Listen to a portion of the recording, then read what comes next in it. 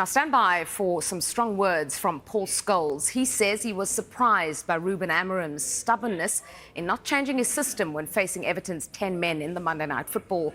He says it felt like one step forwards and two steps back at times during Amorim's year in charge, but he still feels they will be challenging for European places at the end of the season. It's a really tough job for him. We know that many people have come and failed since Sir Alex. And like I say, you feel like you're making a step forward and two steps back almost all the time.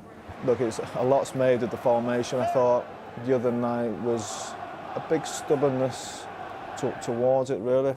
If you think of the back three, Gary was mentioning it on commentary all the time, and you could feel the frustration in them, the frustration in the fans, and frustration in all of us that he didn't change it, because to have three against virtually nobody at times, it felt strange that you bring in an extra attacker or a player on.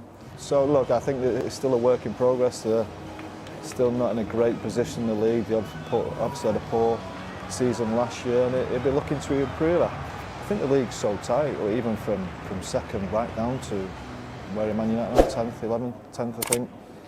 So a couple of wins, and all of a sudden you're back flying again, and you're in positions where you'd like to think they can compete for, especially a European place this season. Well, both Scholes and his former teammate Nicky feel Kobbie Mainoo has stagnated under Amorim. Mainoo, a stand-up player for England in the Euros in 2024, hasn't started a league game this season, and Butt says he should consider moving on if he doesn't feature more regularly. Yeah, I'm worried about him because he's a superstar. He's got into the England team at 18, 19. Was one of the best performers in the Euros for us. He's come through the academy at Man United from the age of 7. He was there when I was there as academy manager. I know him as a person, I know him as a young boy, I know him as a young man. I know the talent that he's got. And the scary thing for me is if Kobbie Mainoo was playing for Crystal Palace, example, if he was at any other football club, bar Man City, Arsenal, Liverpool, Chelsea, where it's hard to get players out of, Man United would be in for him in January for 50-60 million, and it's sad because I know how much he loves football, I know how much he loves the football club. More importantly, as we all do, we know the talent that he's got, and it is a waste, and he's a player that we could do with. For a player of his ilk, shouldn't be going on loan. Either the club want you or you leave. It's looking like the club don't see him as a starting 11, which for me is bizarre with some of the players that are playing. So if I was his advisor, I'd be saying, look, if you don't get in that starting 11 pretty soon, you need to go and get a new club that's going to value you, going to help your career go forward, and going to get you to the levels that you should be at, and we all know you should be at. That's probably one of the most disappointing things for me is Kobbie Mainoo not being involved in this Manchester United team, because we saw how good he was 18 months, 2 years ago, and for some reason it's not quite happened. The manager doesn't seem to quite fancy him, but we all know the qualities he has, but the manager's just for some reason preferring somebody else, and that's something he has to deal with. I think he's dealt with it quite well at this minute, but at some point he will get frustrated, and as I'm frustrated with watching Manchester United at times as well, and especially with Kobbie Mainoo, because homegrown talent, we don't have many of them anymore, and we want him in that team, we want him playing well.